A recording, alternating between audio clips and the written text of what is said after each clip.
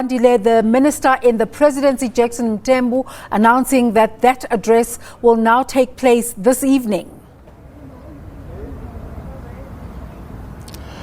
Absolutely, Desiree. So that is the latest information we have here, that the president will still go ahead and address the nation, but that will happen this evening.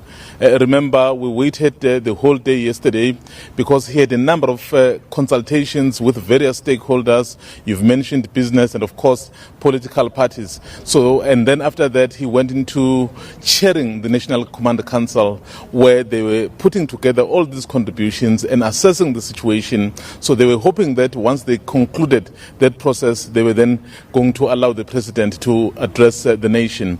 But the consultations went well into the night at Desiree, occasioning the need for the president to only come and address the nation today. So we now know, though the time has not been specified as yet, that the address will be this evening.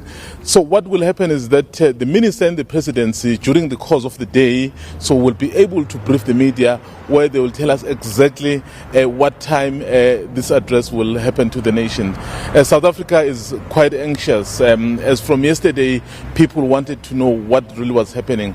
So those contributions from various sectors and, of course, their own assessment. Remember, last Sunday, the president announced a national state of disaster, where there were certain measures to be put in place to try and deal with the spread of the coronavirus. But the question is, were those measures enough? So that is all that they were reviewing. So we'll know later this later this afternoon, we'll have an idea of whether those measures are working. But between you and I mean, we know what has been happening still. When the president was about to address, then the numbers were standing at 51. So today we are at 274. So clearly this has not been arrested. So it would appear that further measures really will have to be actioned to be able to then arrest the situation. Desiree? Mzwandile, do we know anything about what the source of the extension of the talks is? Is it disagreement, or is it the group seeking a clearer solution? Well, it's not disagreement, but what it is the contributions from a number of sectors. For example, let's talk about the issue of the total shutdown.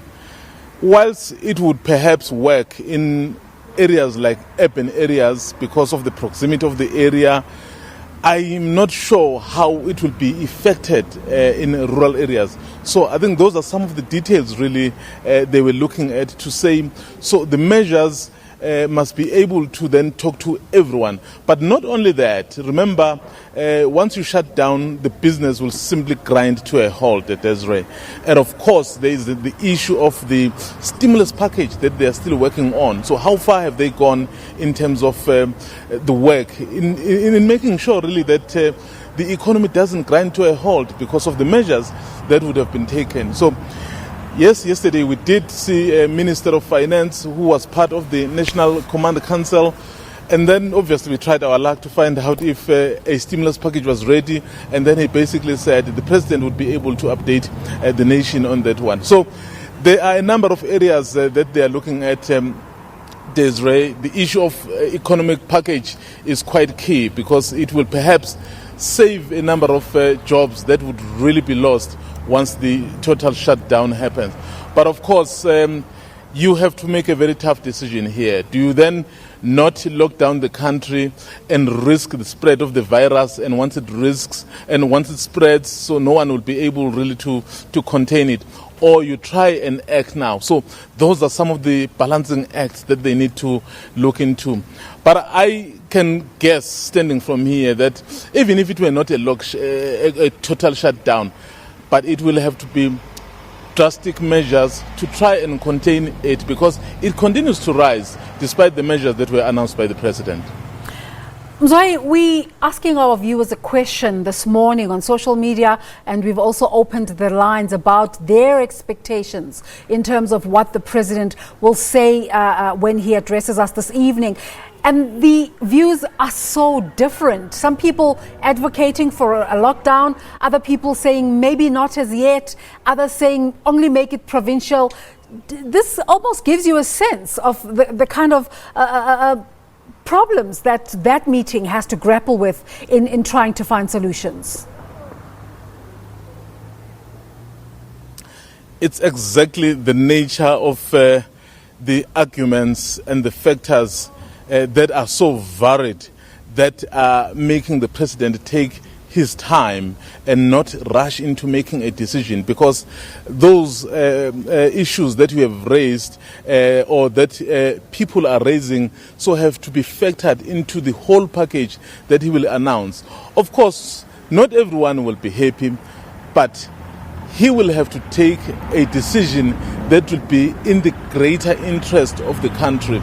Others, as you say, feel a total shutdown perhaps for 2 weeks will then give an indication how far we can be able to contain this virus. But others prefer an incremental action to perhaps do what you would call a partial lockdown. Perhaps you do that in the urban areas and see if it yields any results. So those are all the views that he's taking into account. I mean, he met business, and business expressed their views. He met political parties, and then he still continues to engage very key sectors of our society, because no one honestly would want to see this country go the way of Italy, where the country there has been on lockdown, I think, for 13 or 14 days now, but the situation continues. Why? Because that decision was taken too late. South Africans have a bit of an opportunity, so to speak, that we are not at the stage where other countries are at the moment. Perhaps this is the opportunity to try and avoid that kind of situation, because if you try to act drastically late, it may not really help. I think we have seen what has been happening in Italy, and of course in other countries, Western countries that are battling to deal with this, with their proper infrastructure. Just imagine our infrastructure. Yes, in some areas it's very good, but in many parts of the country it's very, very poor. So you don't want to then bet in that kind of infrastructure. It will simply be calamity. The other challenge in trying to find solutions for this is that big South African problem of the social divide, trying to find different solutions for different classes of society, where you might say to others, it's good enough, go wash your hands and you'll be good. But in another society, there isn't even water to begin with. Oh, yes. And the reality about this virus, Desiree, is that it actually doesn't look at your social status. So that is why a decision must really affect everyone equally. But the extra burden on the poor in this country makes it all the more urgent for the president to then take tough measures, because as much as other people would say, no, we'll wash our hands and we'll move on. So just imagine in those informal settlements where there is no access to clean water. Just imagine in the rural areas where people are battling to find water. I'm talking about things that are basic.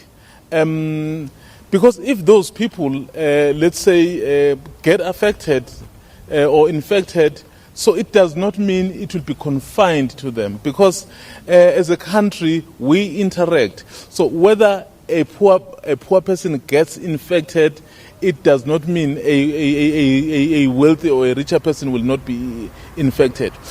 So the decision to try and contain this virus is urgent, and then the president really must have looked at all these factors. And I think when Jackson Tembo, the minister in the presidency, addressed us yesterday, made it clear that one of the reasons why it was difficult to perhaps concluded the meeting, they had to look at a number of weighty issues, particularly socio-economic issues in the country. So you've got to have everyone on board. You have to address every issue for everyone, because if you are able to address issues for the certain class of society and you leave others out, it's not the ones that are left out who are only going to be affected, so the entire country. So you don't want to wipe off your population simply because you were not able to take decisions that would save them in the immediate.